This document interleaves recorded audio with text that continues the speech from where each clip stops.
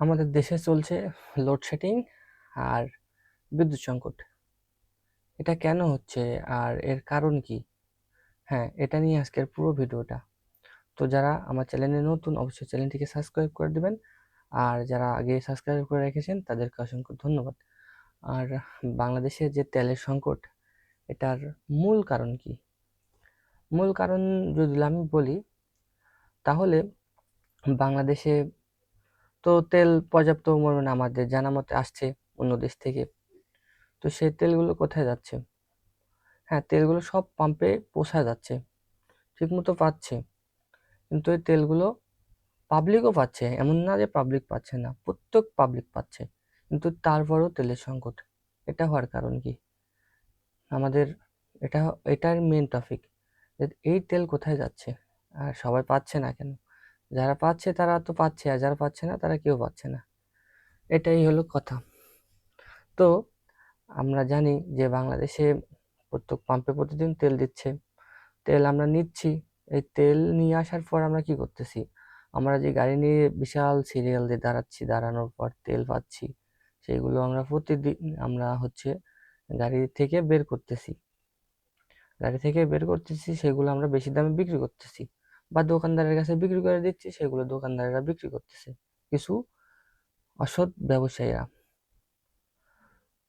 তো এভাবে আমাদের তেল বেশি দামে বিক্রি হচ্ছে। আর দ্বিতীয় কথা, এই যা এরা প্রতিদিন যাচ্ছে পাম্পে, আর প্রত্যেকটা দিন এরা তেল নিয়ে আসতেছে। তো প্রত্যেক দিন যাচ্ছে, প্রত্যেক দিন তেল নিয়ে আসছে। আসলে প্রত্যেক দিন কি একটা মানুষের তেল দরকার? দরকার না। তো এইভাবে প্রত্যেক দিন যাচ্ছে, প্রত্যেক দিন তেল নিয়ে আসার কারণে আমাদের দেশের তেল সংকট। যাই হোক, আমি বোঝাতে পারছি কেন। আর দ্বিতীয় কথা, লোডশেডিং। আমরা বাঙালি আছি, মানে আমরা বাঙালি, আমরা চোর।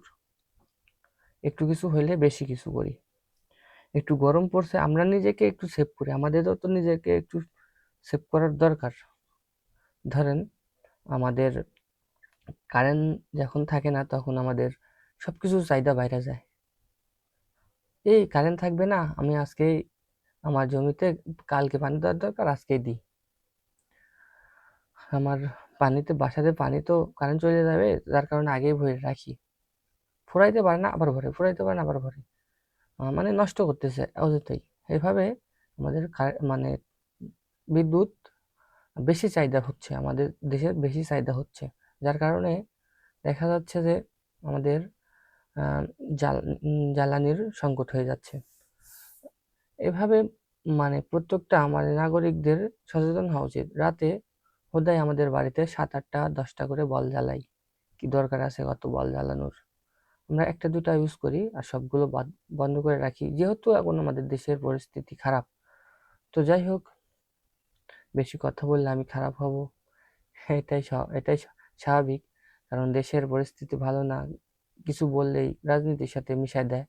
আমরা তো আসলে কোনো রাজনীতির মধ্যে নাই, আমরা তো সচেতন মানুষ, আমাদের সচেতন হয়ে চলতে হবে। এভাবে চললে হবে না, আমাদের নিজেকে সেভ করতে হবে। আর আমাদের তেল এভাবে আমরা সংকট ফেলাবো না। আমাদের তেল সংকট হলে আমাদের কারেন্ট সংকট হবে, এটাই স্বাভাবিক। আমাদের বিদ্যুৎ উৎপাদন করতে পারছে না, আমাদের বিদ্যুৎ উৎপাদন নাই করতে পারে। তো সেক্ষেত্রে আমরা কিভাবে আমাদের দেশের কারেন্ট বিদ্যুৎ উৎপাদন করব? তো আমরা সিন্ডিকেট করব না। আপনাদের সবাইকে বলতেছি, আমরা পর্যাপ্ত পরিমাণে দেশের তেল আসতেছে, যেগুলো আসতেছে সেগুলো আমরা এভাবে সিন্ডিকেট করার কারণে আমাদের দেশের তেলগুলো আমরা হারায় ফেলছি। তো যাই হোক, অনেক কথা বললাম। চ্যানেলটিকে ভালো লাগলে সাবস্ক্রাইব করে দিবেন। আর যদি ভুল ভ্রান্তি হয়ে থাকে অবশ্যই ক্ষমার দৃষ্টিতে দেখবেন, কারণ আমি এর আগে এরকমভাবে ভিডিও বানাই নাই, আজকে ফার্স্ট ভিডিও বানাচ্ছি। তো সবাই ভালো থাকবেন, সুস্থ থাকবেন। ধন্যবাদ। আসসালামু আলাইকুম।